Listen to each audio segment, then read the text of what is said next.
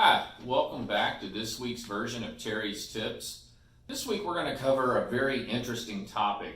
We've had a lot of acquisitions happening within the city, so I think this is very relevant to the questions we've had. And what we're going to do is we're going to talk about the difference between 401ks and IRAs and what that means to you in your retirement plan. So first off, let's start with 401ks. Here's what we're seeing in the 401ks. A lot of people are going now into what they call target date funds.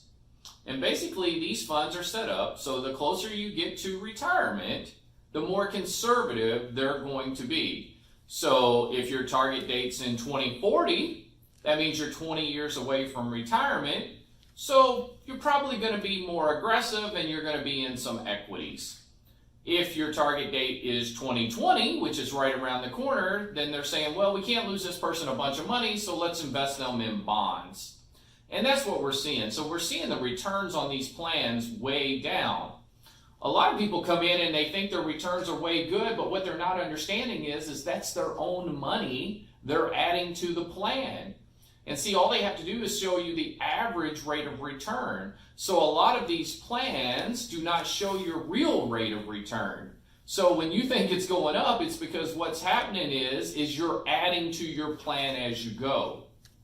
Now, the real difference between IRAs and 401ks is really this. With an IRA, you have so much more control over your investment, because IRAs open up a whole new world to you that 401ks don't.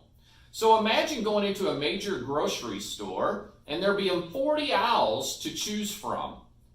And with a 401k, it would be like on those aisles, 36 of them say do not enter. You don't get those choices.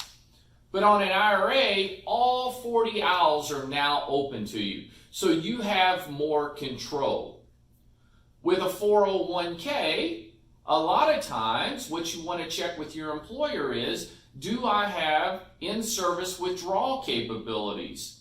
So after age 59 and a half, which is a very important age, and here's why 59 and a half is important, is because if you're younger, then you're going to have a 10% penalty from the IRS on those plans.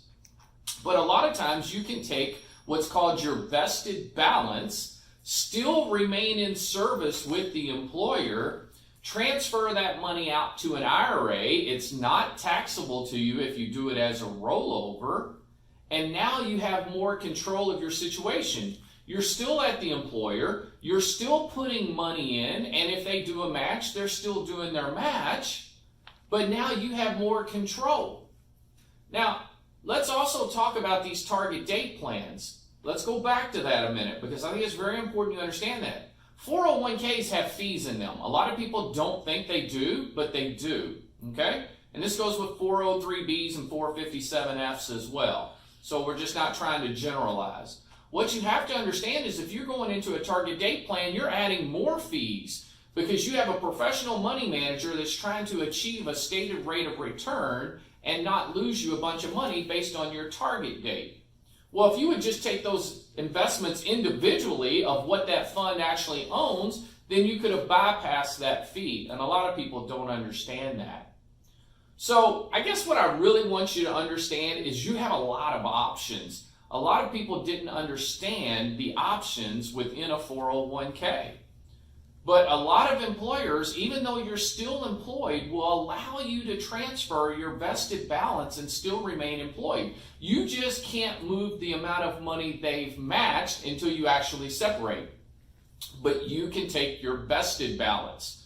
So again, those are a lot of questions that have popped up just over the past week and a half with the acquisitions that's going on. So I invite you that if this is important to you, or you want more information, because we just scratched the surface on this topic, please feel free to visit our website at www.apgky.com.